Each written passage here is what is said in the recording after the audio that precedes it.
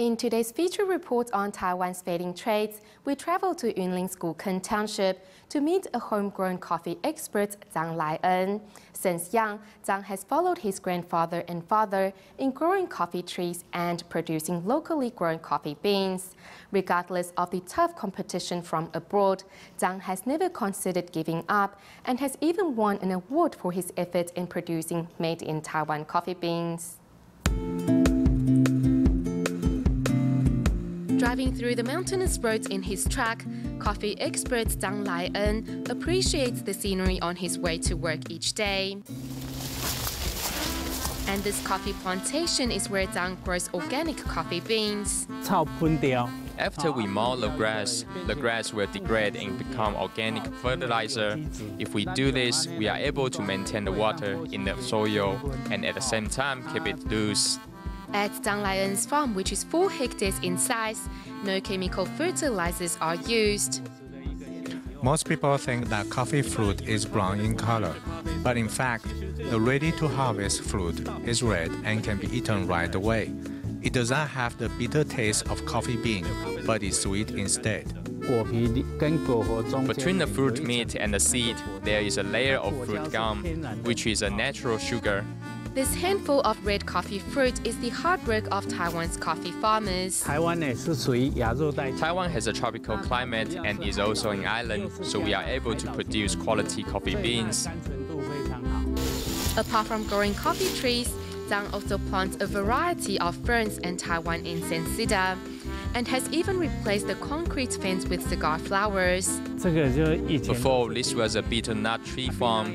Later, we began planting coffee trees as well as growing some organic vegetables. Zhang Laien's farm is a true example of how humans can coexist with nature. We see many tree frogs around, which means we have a great ecological system here.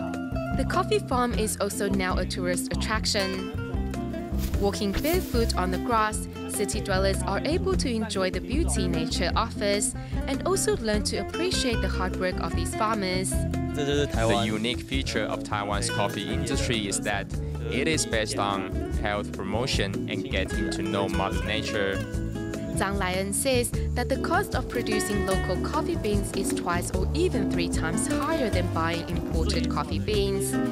Though many coffee farmers are starting to grow other plants, Zhang is determined to continue his work. To be able to grow coffee beans and sell them in far-flung corners, I feel that I'm also creating a different outlook for our village. Yunlin's Gukeng Township has made a name for itself in the 3 decades of hard work that residents have dedicated to growing quality coffee beans. Zhang also grows a variety of organic vegetables and fruits.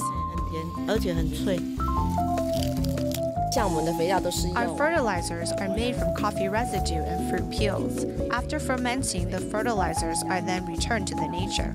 The coffee experts not only plant coffee trees, but also bakes coffee beans. When we peel off the inner shell, we get raw coffee beans ready to bake.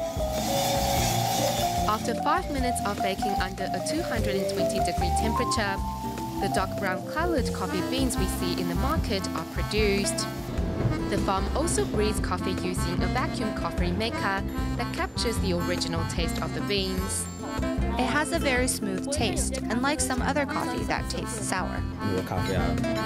I think Taiwan's coffee is just as good as coffee from abroad, and I think we are capable of competing with others. Of the hundreds of coffee shops around the island, Zhang Laien's locally produced coffee is a shining star.